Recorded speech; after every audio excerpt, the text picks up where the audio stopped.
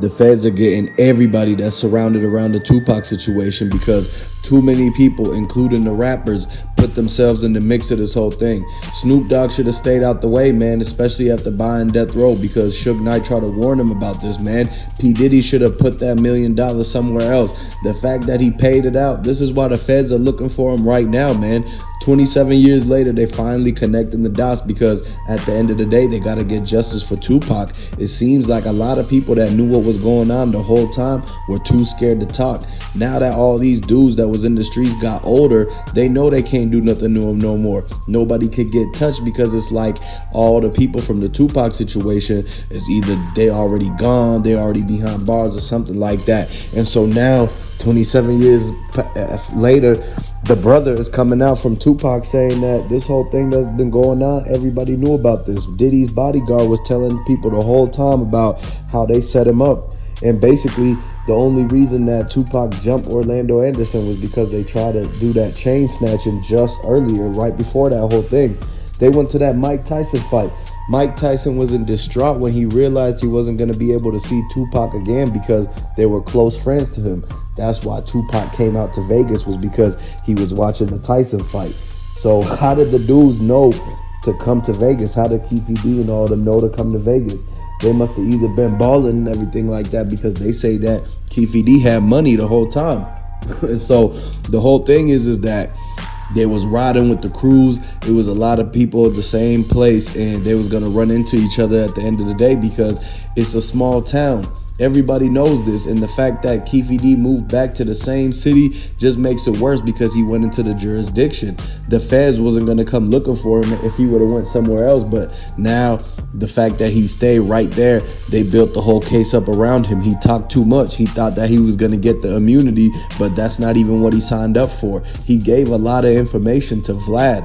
Vlad set up a lot of people, man. This whole thing wouldn't have went down if Vlad wouldn't have set him up to do the interview with him, knowing that he was going to show it to the feds right after, because the feds are going to watch Vlad no matter what. So even if he doesn't show it to them, they still could see it and download it. And so the fact they started realizing that the dude from the Tupac situation, Keefe D, was actually self-snitching on himself. He was telling all these stories every year, every other month, going on all these interviews, giving away the incriminating statements that he already gave to the feds in return to get out of his own jam up that he was in, man. Because this whole thing is out there. Y'all should have been paying attention for the last 30 years. Everything is basically already been out there. So there's nothing new from this other than what the stuff that Diddy's bodyguard knows. They gonna bring him to the stand. A lot of people think, is they gonna tell on Diddy? Are they gonna set Diddy up on a whole RICO, or what's going on? Are they gonna use Keefe D to see if he could tell on Diddy? Because the dude that Diddy paid, he ran off with the money and it never made it to the guys that hit up Tupac. And so when he went and opened up his own club and everything like that, this dude ended up actually passing in the midst of all of this. They never got the guy that actually got the money from Diddy. He would have been able to tell exactly why Diddy paid that $1 million if it was for take out Pac, because that dude was a straight middleman and everything like that. Everybody should know at this point that all of this stuff that's going on is alleged and for entertainment purposes, because when we looking into the Tupac situation, you got to realize how many people is at play in this whole entire thing. You got Sugeknight, you got Tupac, you got Keefe D, the whole guys in the car, Mike Tyson, Snoop Dogg, Ice Cube, everybody, and they subpoena to get anybody out there. When Keefe D was doing all them interviews, he forgot about the fact that they could still use that against him. He was actually telling real incriminating statements, putting people's names into this and everything like that. And so he has to deal with this. He's the one that set himself up because he went willingly and gave these statements to random people, and the feds finally seen it. Whatever he told the feds, they can't use that audio recording that he gave in the interview to the feds to get out of his own jam. When he was in the interrogation, he volunteered, signed a proffer. That means that when you do a proffer, that means basically you will have to tell the truth, but they can't use that against you. But if you go and say that same thing to somebody else and they get that audio, they can use that against you. The only thing that's protected in that situation is whatever you tell the feds. But if you tell it to somebody else and you keep telling the story again that you already told to the feds, they gonna use the stories that you've been telling after the fact, because that's not the thing that you signed saying that it's gonna protect you. And so this is why they came after Keefe. They realized he was trying to get a lot of clout off the situation. He must have been down bad on his luck, like he needed the money, so he took the Vlad interviews. This is why you should never go on Vlad, because he's gonna implicate all these things. You know, as cases, some of these cases, they still open. Some of these things is no statute of limitation from. So these dudes that's going on Vlad have no idea how the law works. They only know about their own situations that they dealt with.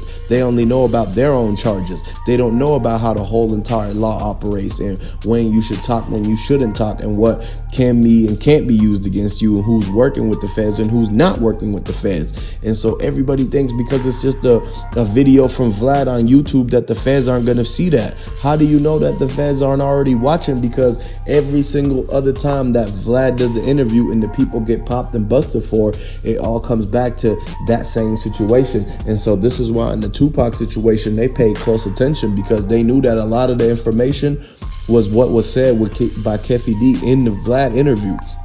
This is the reason Vlad brought him back. This is why Vlad bought back his channel and waited until this whole entire Tupac thing came out, because the feds already went to Vlad telling him they want to get that footage. He told everybody that he allegedly didn't cooperate or whatever like that, but they still got the footage. He still answered the call. There was something said, so we don't know what Vlad actually told to the feds. We only know what Vlad tells to the people in the whole world about what he said, but that's all behind closed doors. And so the feds went to Vlad. Vlad knew this Tupac thing was going down, and this is why he tried to stay out the way right now. But when he dropped them Keefe interviews 5 years ago, he held on to a lot of that stuff. And then Keefe kept going into Art of the Dialogue. He kept going to all these other places, and the feds had no choice but to get him, because he put all the info out there, and they started investigating it all over again. Because if they solve the Tupac case, they're gonna get a lot of brownie points. They're gonna get raises, people gonna get bonuses, and they're gonna get moved up to the higher up positions and make a lot of bread. And basically they want to go after the big shark. They want to go after the head of the snake. Who paid the hit on Tupac? Who paid the $1 million? Everybody's saying allegedly that it could be Pdiddy, and that's why Pdiddy been sitting back quiet. This is why Pdiddy been giving back the masters to people, because when the feds raid hit, that's going to be another thing that they can't seize if he gave it away to the people. And so Diddy must be shaking in his boots. He's scared right now, unless he got his own immunity and he tried to pin it back on Keefe for actually being the one to tell his nephew and all that and this and that. They said he was in the same car, and that Keefe nephew was Orlando and whatever. And so what y'all gotta realize is that all these people are too connected and too close to each other, because when you look at who everybody's been talking to, it all leads back to Diddy. And now the whole entire world is trying to figure out what's going to happen with this Tupac thing. 30 years later, are they going to finally get the guys who actually set the hit up? Are they going to get the guy who put the $1 million up? What's going to happen to P. Diddy? Is he going to have to take a plea deal? And is there going to be a 6ix9ine in this situation? Who is going to tell? Is Keefe going to actually tell P. Diddy? Who's all the people that's left in this whole thing? Because now they're saying that the last 2 guys alive from the Tupac situation is Keefe and P. Diddy. And they the ones, East Coast, West Coast, all of this stuff. It all mashes up, man. And it brings this whole Tupac situation back into the limelight, back into the mainstream. Because everybody's looking at it like, man, did they really catch the guys who did this to Tupac? Did they get the right guy? Is there still that one guy that's left out there? This is why they got Keefe, because they knew that this was going to be the man that they can use to try to set up Diddy. They already tried to set up Diddy's man Zip, because when they had Keefe go to New York and everything like that and try to actually go into the club, but he didn't wear the wire. He just tried to talk to him, but he snuffed out that he was working with the feds. He knew it was a rat in the building. And so Diddy's homeboy Zip didn't say nothing to the dude. He didn't want to meet up with Keefe or nothing like that because he knew that there could be a possible chance that he was going to be wearing a wire and working with the feds and trying to ask him about what they did to the strap that they used. He was going to ask him what they did with the money that was supposed to be paid out to him. And so this is why this whole thing was going on. But then once Diddy's homeboy Zip got out of the picture and he got sent up, this whole thing was on hold, on standby for a long time. And people thought that Keefe should have just went to his grave with that Tupac information. He should have never said nothing. But it seemed like he was trying to get a lot of clout off of it. His money was down. He thought he had some sort of protection from the words he said, but he slipped up because he's not an expert at law and doesn't know that if you say incriminating information that's protected to the 12 in exchange for you getting out of Yoke's things, they can't charge you for the audio that they recorded you saying to the feds. But if you go and tell somebody else and you said the same things and it's incriminated and there's audio of that, then they can use that even though it's the same situation you talking about. So this is where everybody went wrong, man. Y'all need to hit the books and start instead of hitting the streets, because then you would have known exactly what you needed to do to get yourself out that jam. This is why a lot of people, they think they super geniuses when they out here committing these crimes and doing this dirty work in the streets, but they forget that it's always going to be somebody.